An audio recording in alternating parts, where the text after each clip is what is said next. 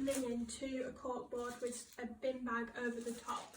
You're putting the needles in at a 45-degree angle, and I'm making sure that I'm stretching it as I put in the next pin, just to make sure it's as tight as it possibly can. I'm meant to put them at about an inch apart. I'm not very good with distance, so I'm just doing it as regularly as kind of an inch kind of looks.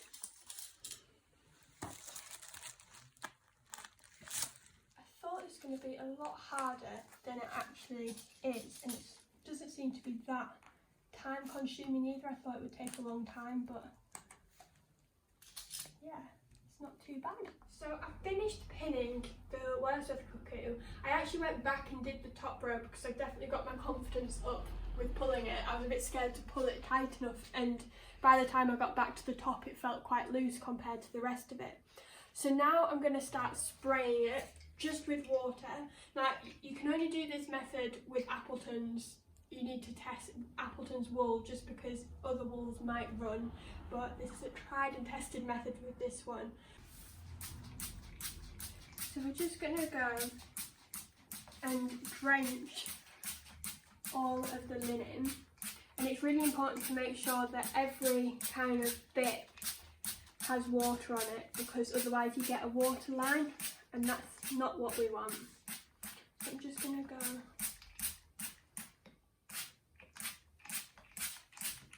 I'm just doing it methodically, going up and down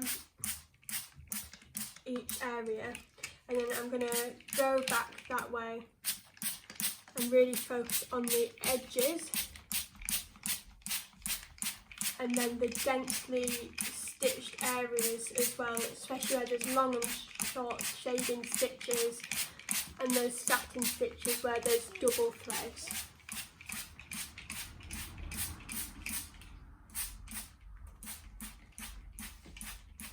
So I'm just going to go round the edges one last time, and you can see that this corner especially didn't actually get much. Then I'll just go over the body of the cuckoo, as that's quite a densely stitched area.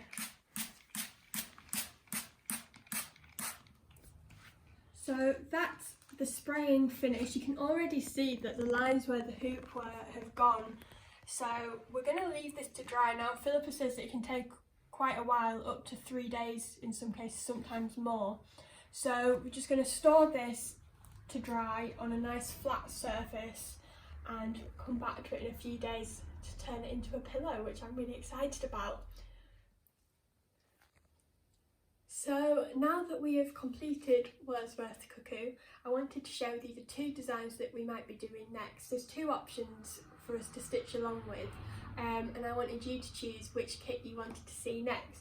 So the first option is We Three Kings, which is based on a 1650 nativity scene from an altar frontal, which is part of Philippa and Laura's collection, which you can see in Philippa's Sunday video. I think it was video 11, so you can go back and hear all about this straight from Philippa.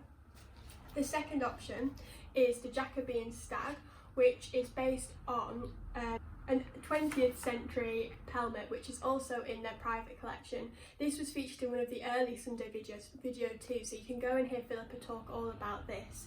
So there's going to be a poll going up at 4 o'clock for you to decide which kit you'd like to see next, and give you a chance to get your own kit as well, so we can stitch together, and we will start that next week.